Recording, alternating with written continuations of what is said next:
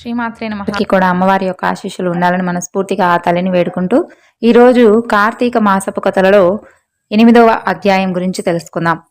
వశిష్ఠుల వారు జనక మహారాజుకు ఈ విధంగా చెబుతున్నారు. ఓ రాజా, కార్తీక మాసం దామోదరునికి అత్యంత ప్రీతికరమైనటువంటి మాసం. ఆ మాసమందు స్నాన దాన వ్రతాదులను చేయట, సాలగ్రామ దానం చేయట చాలా ముఖ్యం. ఎవరు కార్తీక మాసమందు తనకు శక్తి ఉన్నా దానం చేయరో అలాంటి వారు రౌరవాది నరక బాధలు పొందుతారు. ఈ నెల దినములు తాంబూల దానం చేయువారు చక్రవర్తిగా పుట్టుదురు. ఆ విధంగానే నెల రోజులలో ఏ ఒక్కరోజు విడవకుండా తులసి కోట వద్ద కాని భగవంతుని సన్నిధిని గాని దీపారాధన చేసిన ఎడల సమస్త పాపాలు నశించుటయే కాకుండా వైకుంఠ ప్రాప్తి కలుగుతుంది. కార్తీక శుద్ధ పౌర్ణమి రోజున నదీ స్నానం ఆచరించి భగవంతుని సన్నిధి యందు ధూప దీప నైవేద్యములతో దక్షిణ తాంబూలాదులు నారికేల ఫలదానం చేసిన ఎడల చిరకాలము నుండి సంతతి లేని వారికి పుత్ర సంతానం కలుగుతుంది.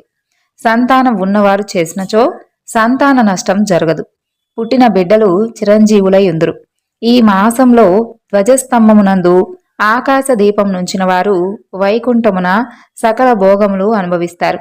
కార్తీక మాసమంతయు ఆకాశ దీపము గాని స్తంభదీపము గాని ఉంచి నమస్కరించినటువంటి స్త్రీ పురుషులకు సకల ఐశ్వర్యాలు కలిగి వారి యొక్క జీవితం ఆనందదాయమవుతుంది.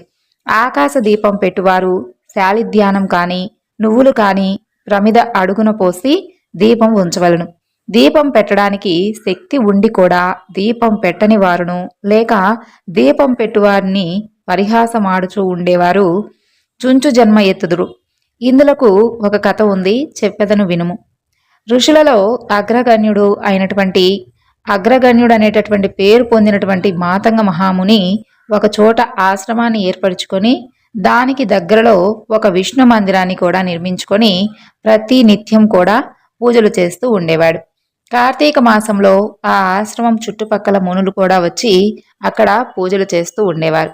వారు ప్రతిదినము కూడా ఆలయ ద్వారాలపై దీపములు వెలిగించి కడు భక్తితో శ్రీహరిని పూజించి వెళుతూ ఉండేవారు. అలా ఒకనాడు ఆ మునులలో ఒక వృద్ధుడు తక్కినటువంటి మునులను చూసి, ఓ సిద్ధులారా, కార్తీక మాసంలో హరిహరాదుల ప్రీతి కొరకు స్తంభదీపం ఉంచినచో వైకుంఠ ప్రాప్తి కలుగుతుందని మనకందరికీ కూడా తెలిసినటువంటి విషయమే కదా. మరి రేపు కార్తీక శుద్ధ పౌర్ణమి. హరిహరాదుల ప్రీతి కొరకు ఈ ఆలయానికి ఎదురుగా ఒక స్తంభము పాతి దానిపై దీపమును పెట్టుదాము.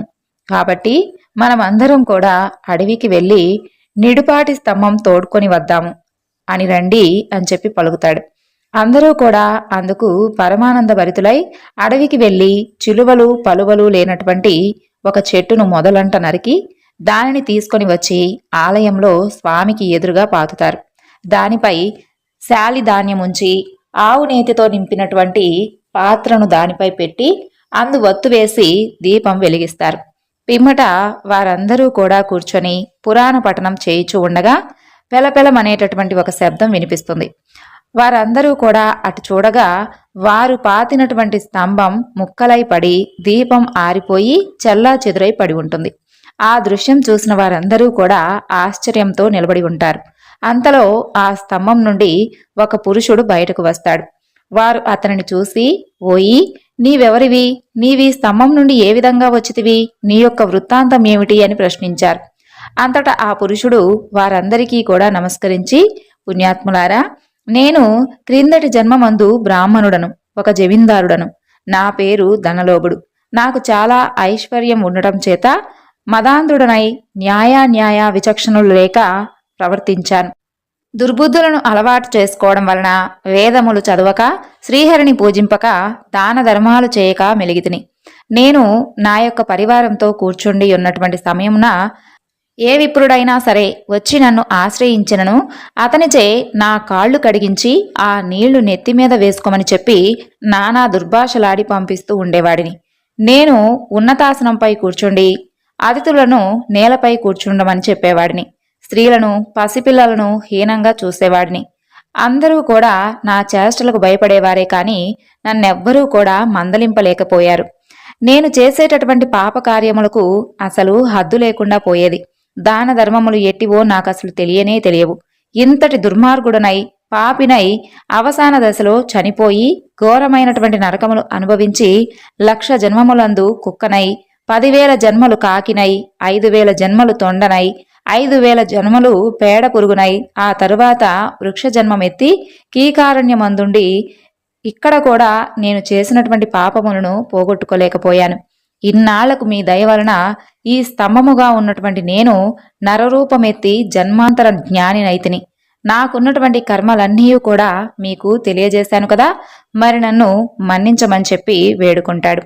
ఆ మాటలను ఆలకించినటువంటి మునులందరూ కూడా ఎంతగానో ఆశ్చర్యపోయి, ఆహా, కార్తీక మాస మహిమ ఎంతటి గొప్పది! అదియునూ కాక కార్తీక శుద్ధ పౌర్ణమి మహిమ వర్ణింపశక్యం కాదు. కర్రలు, రాళ్ళు, స్తంభములు కూడా మన కళ్ళ ఎదుట ముక్తి పొందుచున్నవి. వీటన్నిటికన్నా కూడా కార్తీక శుద్ధ పౌర్ణమి ఆకాశ దీపం ఉంచిన ఏ మనుషులకైనా సరే వైకుంఠ ప్రాప్తి తప్పకుండా సిద్ధించును. అందువలననే ఈ స్తంభమునకు ముక్తి కలిగినదని మునులు అనుకొనుచుండగా ఆ పురుషుడు ఆ మాటలను ఆలకించి, మునిపుంగవులారా, నాకు ముక్తి కలిగేటటువంటి మార్గం ఏదైనా కలదా?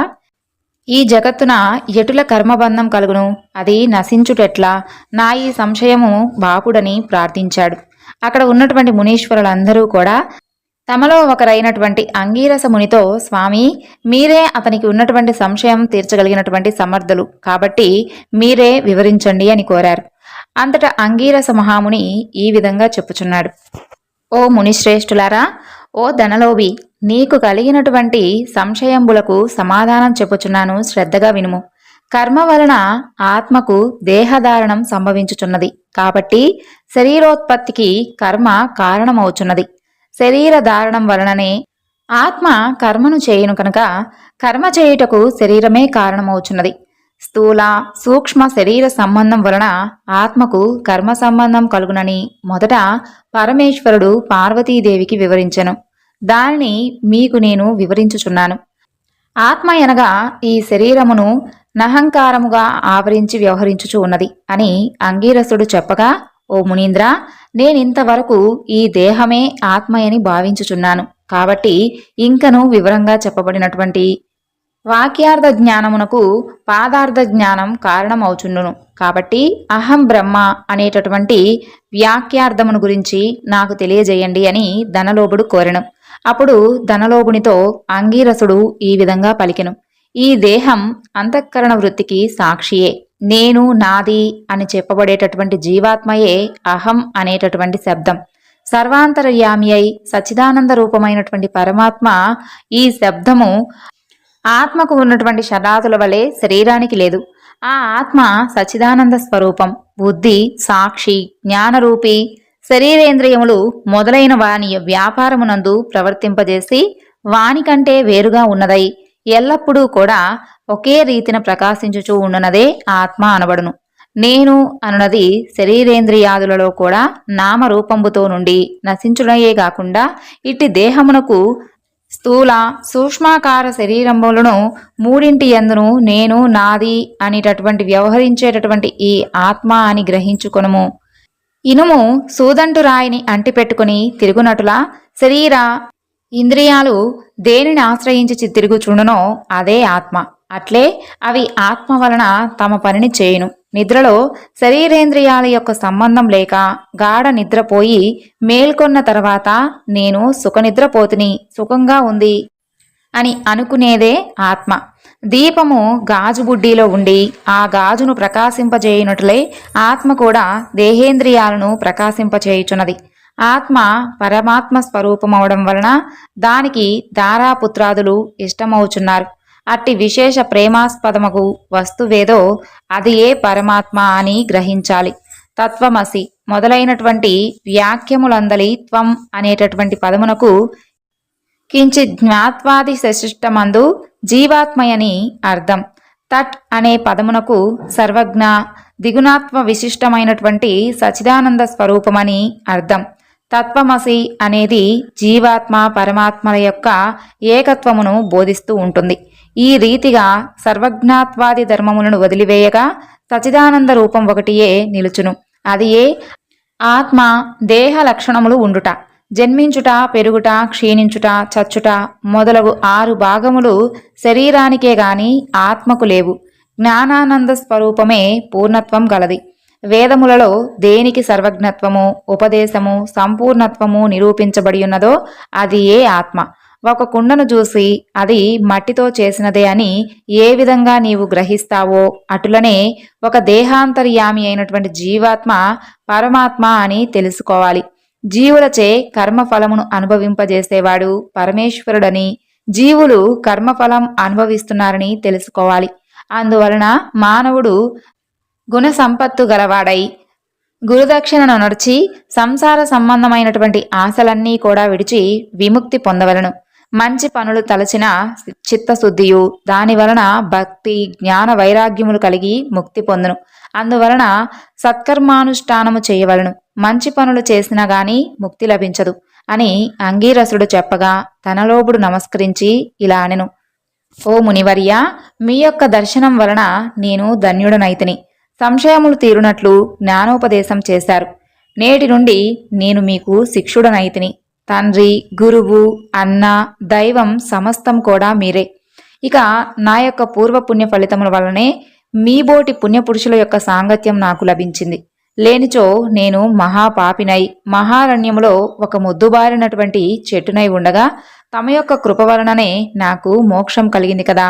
మీ దర్శనం భాగ్యం లేని ఎడల ఈ యొక్క కీకారణ్యంలో తరతరాలుగా చెట్టు రూపమున ఉండవలసిందే కదా.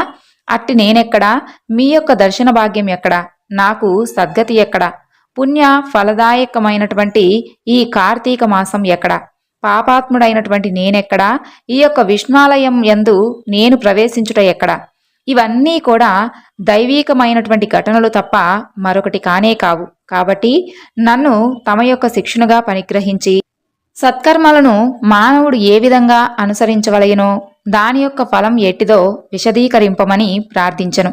ఓ ధనలోభా, నీవడిగినటువంటి ప్రశ్నలు అన్నీ కూడా మంచివే. అవి అందరికీ కూడా ఉపయోగార్థమైనవే కాబట్టి వివరించదను, శ్రద్ధగా ఆలకింపుము. ప్రతి మనుషుడు ఈ శరీరమే సుస్థిరమని నమ్మి జ్ఞానశూన్యుడవుచున్నాడు.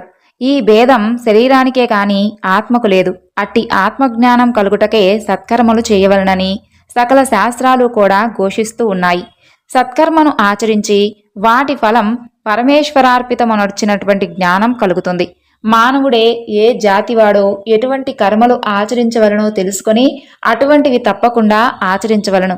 బ్రాహ్మణుడు అరుణోదయ స్నానం చేయక సత్కర్మలను ఆచరించుచు తిరిగిన ఎడల అవి వ్యర్థమగును. అటులనే కార్తీక మాసమందు సూర్య భగవానుడు తులారాశిలో ప్రవేశించుచుండగాను, వైశాఖ మాసములో సూర్యుడు మేషరాశిలో ప్రవేశించుచుండగాను, మాఘమాసంలో సూర్యుడు మకర రాశి యందుండుగాను, అనగా ఈ 3 మాసముల యందునను తప్పకుండా నదిలో ప్రాతకాల స్నానం చేయవలను. అలా స్నానం ఆచరించి దేవార్చన చేసిన ఎడల తప్పకుండా వైకుంఠ ప్రాప్తి కలుగుతుంది. సూర్య చంద్రగ్రహణ సమయములందు తదితర పుణ్యదినముల యందు స్నానం చేయవచ్చు. ప్రాతకాలమున స్నానం చేసినటువంటి మనుషుడు సంధ్యావందనం, సూర్య నమస్కారములు చేయవలను. అలా ఆచరించని వాడు కర్మభ్రష్టుడగును. కార్తీక మాసమందు అరుణోదయ స్నానం ఆచరించిన వారికి చతుర్విధ పురుషార్థాలు సిద్ధిస్తాయి. కార్తీక మాసంతో సమానమైనటువంటి మాసము, వేదములతో సరితూగినటువంటి శాస్త్రము, గంగా గోదావరి నదులకు సమానమైనటువంటి తీర్థములు, బ్రాహ్మణులతో సమానమైనటువంటి జాతి, భార్యతో సరితూగినటువంటి సుఖము, ధర్మముతో సమానుడైనటువంటి మిత్రుడు, శ్రీహరితో సమానమైనటువంటి దేవుడు లేడని తెలుసుకోవాలి. కార్తీక మాసమందు విద్యుక్త ధర్మముగా స్నానాదులు ఆచరించిన వారు 1,000,000 యాగములు చేసినటువంటి ఫలాన్ని పొంది వైకుంఠానికి పోతారు అని అంగీరసుడు చెప్పగా విని మరలా ఆ ధనలోభుడు ఇలా ప్రశ్నించెను: ఓ మునిశ్రేష్ఠ, చతుర్యాస వ్రతమని చెప్పితిరి కదా, ఏ కారణం చేత దానిని ఆచరించాలి? ఇది ఎవరికైనా కానీ ఈ వ్రతాన్ని ఆచరించి ఉన్నారా? ఆ యొక్క వ్రతం యొక్క ఫలితం ఏమిటి, విధానం ఏమిటి? సవివరంగా విశదీకరింపమని కోరెను. అందులకు అంగీరసుడు ఈ విధంగా చెప్పెను: ఓయి వినుము. చతుర్మాస్య వ్రతం అనగా శ్రీ మహావిష్ణువు మహాలక్ష్మితో ఆషాఢ శుద్ధ ఏకాదశి దినమున పాల సముద్రమున శేషుని యొక్క పాన్పుపై శయనించి కార్తీక శుద్ధ ఏకాదశి నాడు నిద్ర నుండి లేచును. ఆ 4 మాసములకే చాతుర్మాస్యమని పేరు. అనగా ఆషాఢ శుద్ధ ఏకాదశి, శయన ఏకాదశి అని అంటారు. కార్తీక శుద్ధ ఏకాదశి, ఉత్తాన ఏకాదశి అంటే ఈ వ్రతానికి చతుర్మాస్య వ్రతం అనేటటువంటి పేరు. ఈ 4 మాసములలో శ్రీహరి ప్రీతి కొరకు స్నాన, దాన, జప తపాది సత్కార్యాలు చేసినచో పూర్ణ ఫలం కలుగుతుంది. ఈ సంగతి శ్రీ మహావిష్ణువు వలన తెలుసుకుంటుంది కాబట్టి ఆ సంగతులు మీకు తెలియజేయుచున్నాను. తొలి కృతయుగంబున వైకుంఠమందు గరుడ గంధర్వాది దేవతల చేత వేదముల చేత సేవింపబడుచున్నటువంటి శ్రీమన్నారాయణుడు లక్ష్మీదేవి సమేతుడై సింహాసనమున కూర్చుండి ఉండగా ఆ సమయమున నారద మహర్షి వచ్చి పద్మనేత్రుండును చతుర్బాహుండును కోటి సూర్య ప్రకాశమానుడును అయినటువంటి శ్రీమన్నారాయణుడికి నమస్కరించి ముకులితమైనటువంటి హస్తాలతో నిలబడి ఉండెను. అంతట శ్రీహరి నారదుని గాంచి ఏమియూ తెలియని వానివలే మందహాసంతో ఇలా అనెను, నారదా, నీవు క్షేమమే కదా? త్రిలోక సంచారివైనటువంటి నీకు తెలియనటువంటి విషయాలు ఏమీ లేవు. మహామునుల యొక్క సత్కర్మానుష్ఠానాలు ఏ విధంగా విఘ్నములు లేకుండా సాగుచున్నవా? మానవులందరికీ కూడా విధించబడినటువంటి ధర్మములను ఆచరించుచూ ఉన్నారా? ప్రపంచమున ఏ అరిష్టములు లేక ఉన్నవి కదా అని కుశల ప్రశ్నలు అడిగాడు. అంతట నారదుడు శ్రీహరికి ఆదిలక్ష్మికి నమస్కరించి, ఓ దేవా, ఈ జగంబున అసలు నీ వెరుగనటువంటి విషయము ఏవీ లేవు. అయినను నన్ను వచించడానికే కదా నీవు ఈ విధంగా నన్ను ప్రశ్నిస్తున్నావు. ప్రపంచమున కొందరు మనుషులు మునులు కూడా తమకు విధించినటువంటి కర్మలను నిర్వర్తించలేదు. వారెలా విముక్తులవుదరో నాకు అర్థమవడం లేదు. కొందరు భుజించకూడనటువంటి పదార్థములు కూడా భుజించుచున్నారు. కొందరు పుణ్యవ్రతములు చేయుచు అవి పూర్తి కాక మధ్యలోనే ఆపివేయుచున్నారు. కొందరు సదాచారులుగా, మరికొందరు అహంకార సహితులుగా, పరనిందాపరాయణులుగా జీవిస్తూ ఉన్నారు. అలాంటి వారిని పుణ్యాత్ములను నొర్చి రక్షించమని ప్రార్థించను. జగన్నాటక సూత్రధారి అయినటువంటి శ్రీమన్నారాయణుడు కలవరపడి లక్ష్మీదేవితో గరుడ గంధర్వాది దేవతలతో వేల కొలది మహర్షులు ఉన్నటువంటి భూలోకానికి వచ్చి ముసలి బ్రాహ్మణ రూపంతో ఒంటరిగా తిరుగుచూ ఉండెను. ప్రపంచమంతనూ కూడా తన యొక్క దయావలోకమును వీక్షించి రక్షించుచూ ఉన్నటువంటి దామోదరుడు ప్రాణుల యొక్క భక్తి శ్రద్ధలను పరీక్షించుతూ ఉండెను. పుణ్యనదులు, పుణ్యాశ్రమములు తిరుగుచూ ఉండెను. ఆ విధంగా తిరుగుచూ ఉన్నటువంటి భగవంతుని గాంచి కొందరు ముసలివాడని ఎగతాళి చేయుచూ ఉన్నారు. కొందరు ఈ ముసలివానితో మనకేమిటి పని అని ఊరుకున్నారు. కొందరు గర్విష్ఠులై, మరికొందరు కామార్తులై శ్రీహరిని కన్నెత్తి అయినా కూడా చూడలేదు. వీరందరినీ కూడా భక్తవత్సలుడైనటువంటి శ్రీహరి గాంచి వీరిని ఏ విధంగా తరింపజేయాలా అని ఆలోచిస్తూ ముసలి బ్రాహ్మణ రూపమును విడిచి శంఖచక్ర గదా పద్మ కౌస్తుభ అలంకారాయుతుడై నిజరూపమును ధరించి లక్ష్మీదేవితోడను భక్తులతోడను మునిజన ప్రీతికరమైనటువంటి నైమిషారణ్యానికి వెళ్ళెను. ఆ వనమందు తపస్సు చేసుకుంటూ ఉంటున్నటువంటి మునిపుంగవులు స్వయంగా తమ యొక్క ఆశ్రమములను కరుదించినటువంటి సచిదానంద స్వరూపుడైనటువంటి శ్రీమన్నారాయణుని దర్శించి భక్తి శ్రద్ధలతో ప్రణమిల్లి అంజలి ఘటించి ఆది దైవములైనటువంటి లక్ష్మీనారాయణులకు స్తోత్రం గావించారు. ఆ తరువాత జరిగినటువంటి వివరణను మరొక వీడియోలో తెలుసుకుందాం. సర్వం శ్రీ లలితార్పణమస్తు. స్వస్తి.